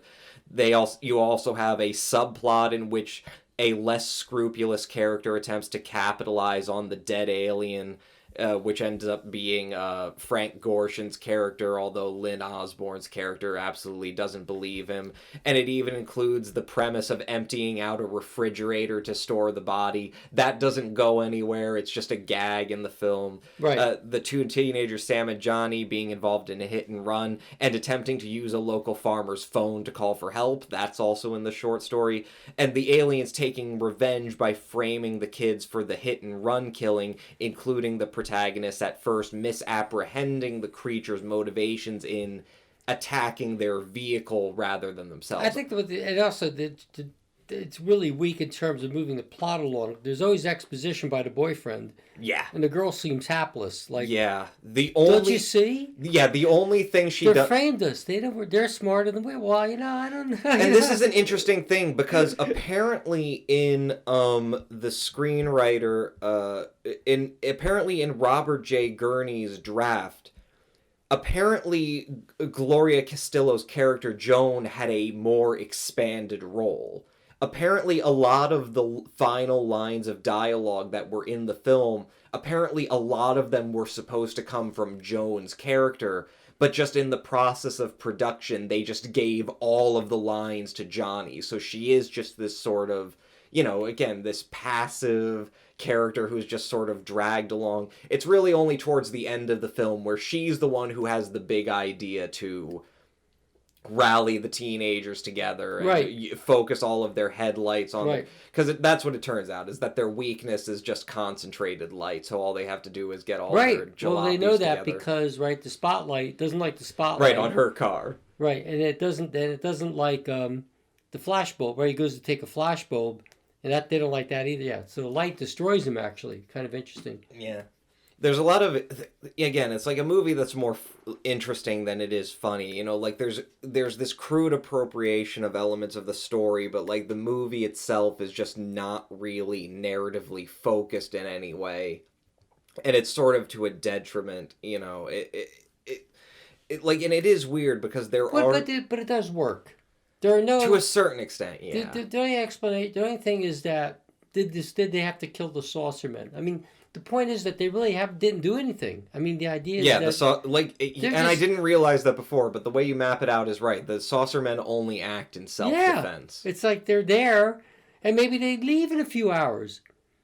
You know, I mean... Yeah, the military... That's the other thing. Is like, again, the funniest parts in this movie are when the Air Force is trying to break into the saucer, which has just been left behind by the aliens. Like, apparently none of them are monitoring this thing. But the military tries to break into it using, like, their cutting torches.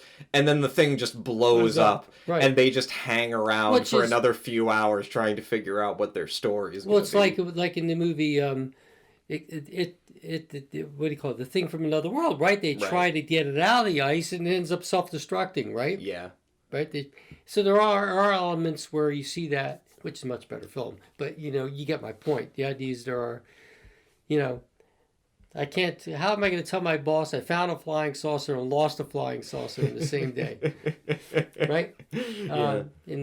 So, yeah, it's just, but the idea is I'm not surprised that, you know, adaptations of screenplays or even short stories don't really transfer off the page. Because, I mean, the short story isn't that great to begin with. No, I mean, it's kind of, you know, it's all right. But if it were done straight, it'd probably be an interesting picture, right? Just having the guy, you know...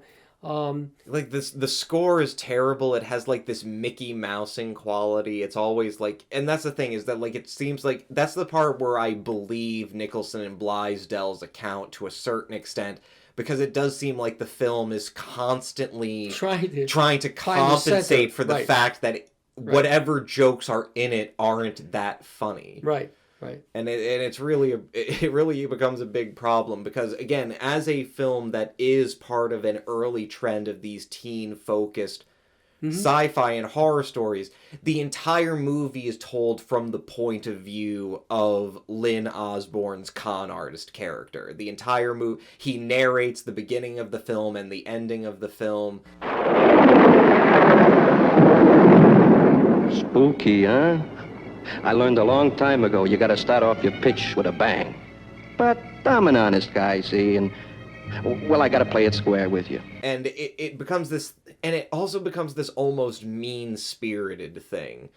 Because there are these, because it's not just that the movie is a spoof, it also becomes that it's kind of self-aware. It's this movie made by these cynical exploitation filmmakers, which almost sort of mocks the premise of the very young people who are coming to buy the tickets and sit down and watch this crappy movie. Because that's even a line that Lynn Osborne character has at the end, is that, like, you gotta pay for a book before you read it. So that's my story.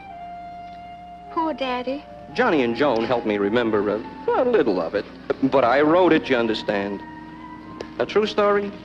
Well, that's the nice thing about all this book writing business. You pay before you read.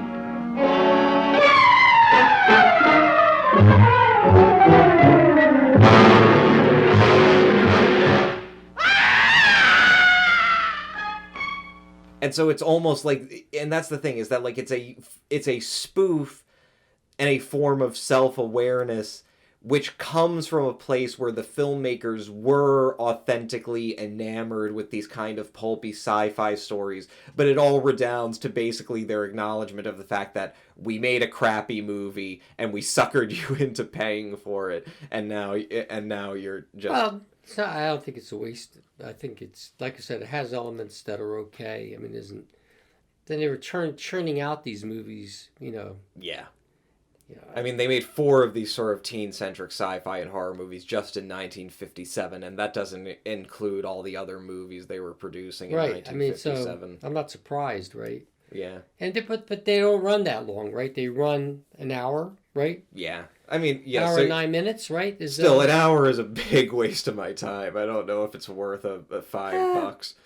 It wasn't $5 back then. It was $2 a carload. But all right. Well. So, we didn't pay $2 a file. 50 cents for a movie. I mean, the idea is it wasn't like it was today where you pay, $20. $11. Yeah. 11? I haven't been to a movie in a long time. On a Thursday, maybe 15. Right. $20 definitely. And I think it's but you get more for your buck, don't you? I think now. Do we? I don't know that we do. I think we have the same problem. Visually and I'm not saying about whether they're well written and stuff like that, but I think Well, that's the thing is that there's no. Because I always have a sympathy, even though I can. You know how I am. This bullshit. I always think, well, that's much that, but I always, even the movies that we say are terrible, I always say there's some poor guy that sat and spent all this time on set design and backgrounds and and shooting, the cinematography, and it's a horrible movie. But you have to feel sorry for the guys that are actually part of the people that there are things things about it technically that work. I think that we talked about this before, the Paul, I guess we'll just say Paul Blaisdell's monster design, the costumes themselves are kind of too cheap and rigid to be effective, but the designs themselves do have a kind of endearing quality to them. I especially like there's a part in the movie where the alien that gets a hit by the car, by the Packard, its dismembered hand stays alive, and it has its own eye on its wrist, right, and it just goes crawling around and gets up to all sorts of shenanigans. And the effects with the hands, I think, the hand is particularly effective. So Paul Blaisdell, I think he does a pretty good job with the limited means at his disposal. I think part of the thing that makes it kind of endearing is the photography, which we alluded to before, because the standard of making low-budget movies at this time is that if you're shooting on location in exteriors, rather than shooting at night where you wouldn't have a lot of available light and where you would have to spend more money on a complicated lighting setup, you would do what's called day for night photography, which is where you shoot at a Westerns have done that. Yeah, exactly. You would shoot at a later point in the day. You would put a filter over the camera lens, or you would basically deliberately underexpose the image to give the appearance of it being nighttime. It virtually never works because by deliberately underexposing the image, all you do is create this murky, kind of undefined, it lacks contrast, it lacks texture, and most of the time you can just see the fact that that's clearly just a white sky behind those trees. And that's a problem. That's a problem that gray full moon. I mean, that's a problem that I Was a Teenage Werewolf has. There's this entire scene of a guy walking home through a dark forest, but where it's like, if you just look up at the top of the screen and through the trees, this is clearly daytime. Right. But in this movie, because 90% of it was shot in a studio. Right, you can get away with it. They don't use it. They don't use day for night photography because they're shooting in a studio. Right. Yeah, it's all dark. There's a lot of nice contrast. Sure. And I think those parts of it are a little effective. They definitely make the film feel a bit more, I guess, legitimate, a little more credible. Right. I think those aspects of it work. And I think the only other thing that I have to comment upon it is in terms of its influence. Because we already talked about in the episode on The Blob, on this idea of a movie that is different from a lot of the youth-oriented movies of the time because it is not portraying youth as this social problem that constantly requires a corrective from the adult authorities. This being like a precursor to that, and even way different from I Was a Teenage Werewolf, which is definitely a sort of veiled social youth problem movie. Or Rebel Without a Cause. Right, exactly. It's a film in which the kids are just getting drunk and driving drunk, and they're going up to Lover's Point to make out and potentially have, premarital sex. But despite the fact that, Johnny and Joanne are basically presented as clean-cut, the most clean-cut kids in the town, I think it's even implied that Johnny is going to, join the Air Force or something. Like he says at the beginning, right. I'm going to get dragged off by my feet. Like he's sort of... He's a clean-cut kid, but he's still... All of his circle of friends do engage in these behaviors, but the movie presents it without judgment. Right. It presents it as being... Yeah, what else are they going to do in Hicksville? Right. And that's Is that what it's called? He says, Lynn Osborne's character says at the beginning, again, one of these jokes that doesn't land. This is Hicksville. No, I'm serious. It's called Hicksville. But yeah, it's like a presentation of youth where it's almost even more explicit than in The Blob, because eventually in The Blob, the adults come around, there's this unification of the younger and the older generation coming together. In Invasion of the Saucermen, there's none of that. No. Because even once Johnny and Joanne are exonerated of the hit and run, because that's the thing. Completely dismissive. Yeah, just like in The Cosmic Frame, the aliens kill Frank Gorshin's character and then move his body in order to frame the kids of vehicular manslaughter. How the aliens know what vehicular manslaughter is, I don't know, but they know enough. They frame them, but then after it's discovered that he had so much alcohol in his blood that it caused cardiac arrest, the police are just like, fuck it, go ahead, go home. And at this point, let's be clear, they've already stolen a police car at one point in the movie. That. No, don't worry about it. Your dad took care of it. Exactly. Just drop it off later. You know? Like the adult, not just adults, but any conventional authority, whether it's the police or the military, are just framed as just astoundingly incompetent. And that becomes a last minute dark joke at the end of the movie, is that once the teenagers have killed the aliens and stopped the potential invasion, they just say, well, Joanne's like, well, what happens if another fucking flying saucer comes? And they say, well, hopefully the adults will be around this time. I bet that no one will ever believe us. Of course not. After all, we're just crazy kids. Come on, get out of here.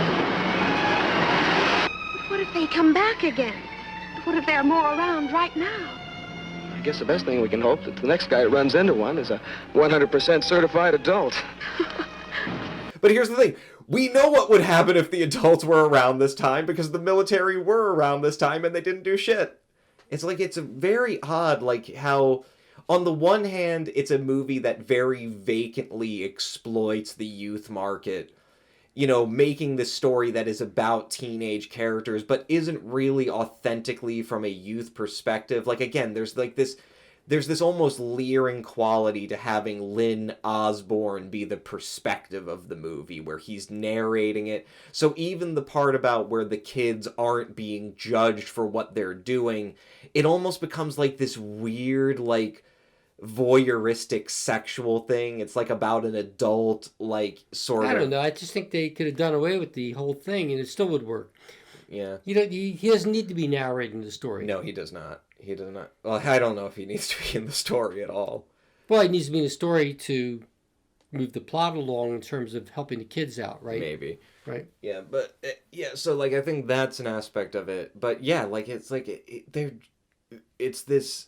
But besides the exploitative quality of it, it does seem to be a film that it's not just getting into the head of a teenager, because it's not just adults are just always trying to put us down and tell us what to do. It's no, the people in charge don't know what the fuck they're doing. They're rubes. They're they're completely, because again, it's even before they're framed for the hit and run, he tries to call the police, and it's just like, again, it's a joke. And like, I know there's the whole logical thing of like, well, what are the authority figures supposed to do? Like, clearly these kids are either drunk or they're lying, but like, it, like, again, like, you know, the whole movie is just like, it has that quality to it, doesn't it? Where it's just like, it portrays such a, you know, whether intentionally or not, it's such a pessimistic way of looking at the world from a young person's perspective of just everything is being covered up. The police are fundamentally incompetent. And then if we expand it to the previous film, the very people who say they're on our side are going to put us in precisely the position that it's going to do even more harm to us. They just want to, again, they just want to dope us up with Adderall and Ritalin and just want to make us all... Another issue that we had trying to double feature it is like, we watched these movies last night, but we had actually tried the night before. We hadn't actually planned on watching I Was a Teenage Werewolf. We had actually just gone with Invasion of the Saucermen. But neither of these movies is commercially available. Any commercially available prints of them are long out of print. I don't even know if they were available on VHS. I certainly couldn't find any eBay copies or any copies on Amazon that are freely available. And it gets to an issue of preservation of these movies and how many of them have just sort of just sort of had a life on television from the late 50s to the 90s at the very least, and then just sort of fell off the face of the earth. There's no real impetus to rediscover and restore them and preserve them, which is really unfortunate because, you know, we try to find the best copies of these films that are available, but the only versions that of I Was a Teenage Werewolf and Invasion of the Saucermen that are available are versions that people have apparently either taken from VHSs that they owned or videos that they uploaded or videos that they taped off of TV and that they uploaded online. And so not only did we watch these films in very poor quality, that, you know, I think the highest quality that we have is like 480p. So it's especially, you know, these movies were often not particularly well composed or edited to begin with, but when you then additionally have to deal with this very low resolution transfer, it becomes very difficult sometimes to tell what's going on, which was an issue with Invasion of the Saucermen. But also the first version of Invasion of the Saucermen that we found, for whatever reason, the person who had uploaded it had cut at least 6 minutes of footage out of the movie, and all of it was of the good stuff. Of all the good stuff, right? So we're watching this more or less, you know, it's an interesting movie. You know, that's the thing. Both of these movies are interesting, but they're interesting in their own special way, but neither of them is particularly good. Like, I would say that I Was a Teenage Werewolf is technically the better film, and Invasion of the Saucermen is technically the better movie, but neither of them is technically good. And but like, you think that? I thought the Invasion of the Saucermen would be better. Maybe you're right in terms of how it's composed and things like that. Yeah, but I'm definitely thinking in those terms. The difficulty of and the performances and everything else, you know. But the difficulty of I don't know. Some of the performances were pretty decent, but not. They're not stellar. I agree. But the fact you have a spaceship and all those kinds of points of view it's really terrible. You're right. When you look at it from the point of view of the people, you could tell it's a model. Then from the point of view of the ship, looking at them, where they're asking anybody in there, please come out, like they can understand English.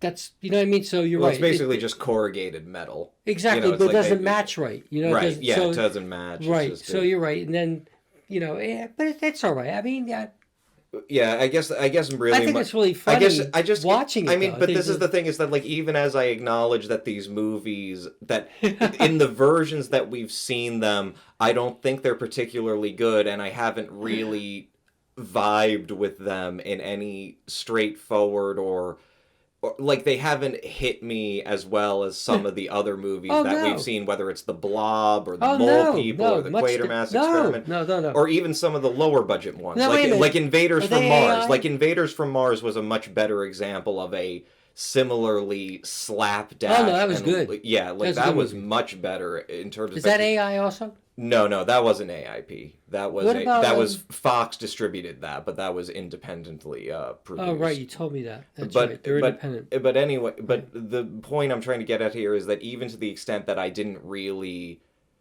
find either of these movies particularly well made, I have to say that we're at such a distance from the original text because the way that we're watching them is so far from the way that they were originally intended to be seen. And even just in terms of just the framing, like I saw this especially in Invasion of the Saucermen, that there's clearly some shots in the movie that only worked in the original 185:1 widescreen aspect ratio, which had become the standard even in low-budget filmmaking of the time, and which was the way they were originally shot and exhibited, versus now where literally the only copies that are available are not only low resolution, are not only unrestored, but are literally in a frame that, completely destroys, what little technical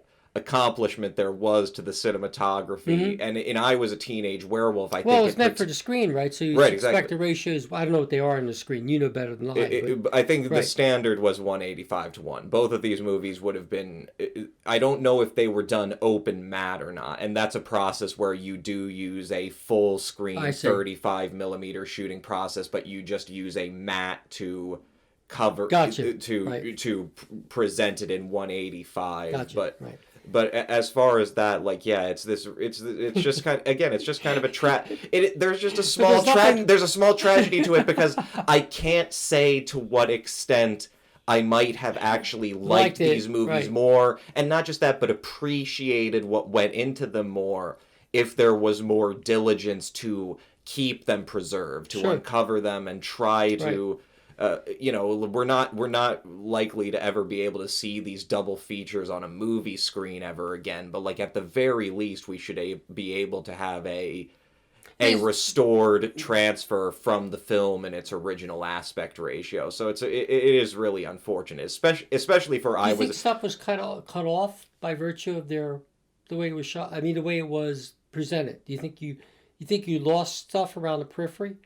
I think in Invasion of the Saucermen, definitely, because there are clearly, especially in this one scene in Invasion from the Saucermen, where it's just a gag scene, but there's this shot in the film where it's panning across these cars that are all parked at like Lover's Point. Oh, right. But the thing that immediately jumped out in my mind is that, that's an artificial pan. That's a pan that's being done in transfer from film to VHS, so that you can get all of the elements of the original shot in frame. And it also happens again later when the characters are running through the forest. You see this very obvious, like, I don't know the technical terminology to put into words why it looks artificial, but you can just tell, like, there's just something about the blurring, the artificiality of the movement, how, like, there's a big difference between the way a camera actually moves and a way a camera actually pans and how that looks at 24 frames per second versus an artificial pan, which is often being done at 30 frames per second and which is perfectly still going across the total latitude of the original frame. A lot of the action scenes appear jerky, didn't they? Even when they zoom in on like the hand itself or the animals or the creatures themselves, everything seems a little bit off kilter. But it's also so low resolution that we can't even appreciate what they were intending to do because I can't even tell what's going on. But the people come off okay. That's what I don't get. So what I'm trying to say, like the faces of the people, their forms are okay, but you're right about that fact. These fast. Well, even when they're involved in fast sequences, they're jerky looking. You're right. I mean, there's something wrong, something off about it. just slightly off, and maybe this has to do with the transfer. Yeah. Anyway, those are things we can't change. Yeah. But I guess as far as I Was a Teenage Werewolf, this is one of those movies where it's a preservation problem because there's no commercially available print of it on DVD or Blu-ray.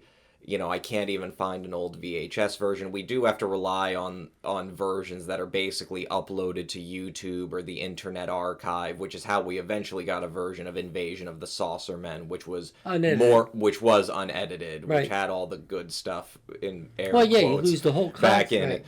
But I found something new that the bull is fake. That's right, we'll but talk about but it you know, later. like, but yeah, like. All right, I'm thinking. Let's see. Thinking. Probably the next best thing to cover would be Teenagers from Outer Space. I don't know how you feel about that one. It's really unfortunate. I was hoping to get the damn, what's it called again? How to Make a Monster. I was really hoping that. I guess I really should have checked how soon that was gonna come in. I think maybe we should. I do hear that The Ghost of Dragstrip Hollow is another good teen horror, but I think that might even be better saved as a double feature for How to Make a Monster. I do know that How to Make a Monster was originally distributed as a double feature with, I think, Teenage Caveman. You listen to me, Rocco? Rocco. Dad? Dad? Dad? Dad?